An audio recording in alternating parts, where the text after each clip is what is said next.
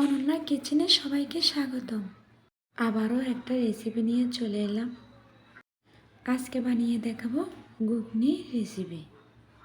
আপনারা স্কিপ করবেন না, দেখার চেষ্টা করবেন পুরোটা। এই বুড়োর ডালটা আমি রাত্রে ভিজিয়ে রেখেছি, একদম ভিজে গেছে। এর জন্য কিন্তু আমি আলু কেটে নিয়েছি 2টা। গ্যাসের চুলাটা অন করে একটা পাত্র বসিয়ে এর মধ্যে তেল দিয়ে আলুগুলা ভেজে নিচ্ছি। প্রথমে আমাদেরকে এই কাজটা করে নিতে হবে। বেশি লাল লাল করে ভাজতে হবে না, জাস্ট একটু করে ভেজে নিলেই হবে। এখন আমি ওই আলুগুলো একদম প্রেসার কুকারে দিয়ে দিচ্ছি। আপনাদের কাছে যদি প্রেসার কুকার হাতে না থাকে তাহলে চুলায়ও রান্না করতে পারবেন। বুড়োর ডালটাও দিয়ে দিচ্ছি। পরিমাণ মতো গরম জল দিবেন। এর মধ্যে নুন হলুদ দিয়ে সিদ্ধ বসিয়ে দিবেন। নুন আর হলুদ দিলে প্রেসার কুকারের উপরে উঠে আসবে না। এর মধ্যে কাঁচা লঙ্কা 2টি দিয়ে দিয়েছি। 3টা সিটি দিলেই হয়ে যাবে। গোটা থাকবে, এর বেশি দিলে কিন্তু গোটা থাকবে না। এবার একটা পাত্রে আমি শুকনো লঙ্কা, তেজপাতা, গরম মশলা আর গোটা জিরে হালকা একটু গরম করে নিচ্ছি। ঠান্ডা করে নিয়ে এবার আমি এগুলো ব্লেন্ডার করে এক সাইডে রেখে দিব। মাঝারি সাইজের একটা টমেটো কেটে নিয়েছি, এগুলো ব্লেন্ড করে নিব। আদা কুচি আর রসুন, 3টা রসুন দিব। এর মধ্যে টমেটোটা দিয়ে দিব।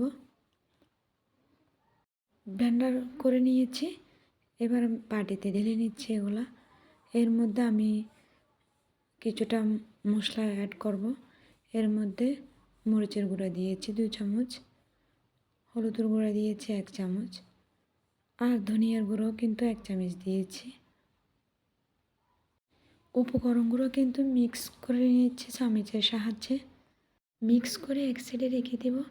এবার একটা পাত্র বসিয়ে আমি ঘুগনিটা রান্না করে নিচ্ছি। আমি সরিষার তেল দিয়ে রান্না করব। সরিষার তেল গরম হয়ে গেলে এর মধ্যে পেঁয়াজগুলো দিয়ে দিয়েছি, গোটা জিরে আর 2টা তেজপাতা দিয়েছি। দিয়ে এবার ভালো করে লাল করে নিচ্ছি। যে মশলাটা করে নিয়েছি ওটা এখন দিয়ে দিব। কষিয়ে নিচ্ছি, ভালো করে কষিয়ে নিব যাতে কাঁচা ঘ্রাণটা চলে যায়। একটু সময় ধরে কষাবেন, চুলার আঁচটা কিন্তু মিডিয়ে আঁচে রাখবেন। দেখছেন উপরে তেল উঠে গেছে। 2-3 মিনিটের মতো কষিয়ে নিচ্ছি। কষানো হয়ে গেলে আমি এখানে লবণ দিই নাই, এখন পরিমাণ মতো লবণ দিয়ে দিব। যে মশলাটা করে নিয়েছি ওখান থেকেও 2 চামচ দিয়ে দিব।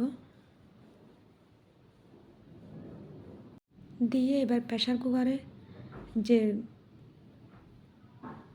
বুড়োর ডালটা করে নিয়েছি, সিদ্ধ করে নিয়েছি, দেখুন এবার এটা ঢাকা খুলে কিন্তু আমার ঘুগনিটা কিন্তু একদম গলে যায়নি, গোটা গোটা রয়ে গেছে। এবার আমি তেলে দিয়ে দিব। তেলে দিয়ে দিয়েছি। দেখুন আমার ঘুগনিটা কিন্তু একদম রেডি, খুব সুন্দর হয়েছে। হালকা করে জল দিয়ে দিয়েছি, ওটা প্রেসার কুকারটা ধুয়ে। আমার মনে হয়েছে একটু লবণ কম হয়েছে, তাই একটু চেক করে ঢাকা দিয়ে আরও 2 মিনিটের জন্য রান্না করে নিলাম।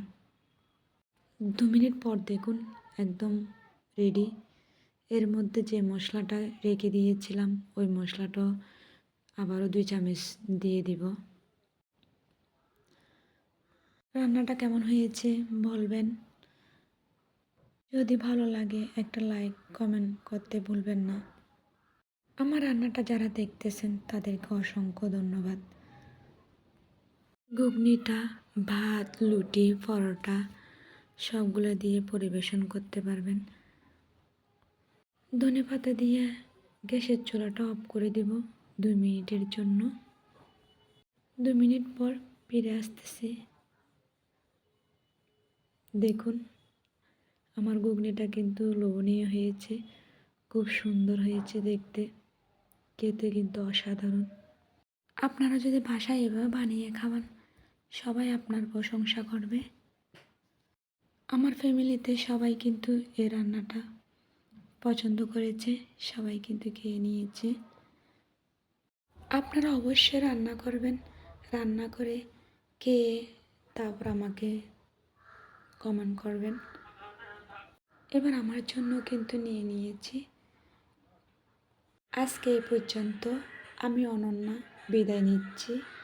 সবাই ভালো থাকবেন। টাটা।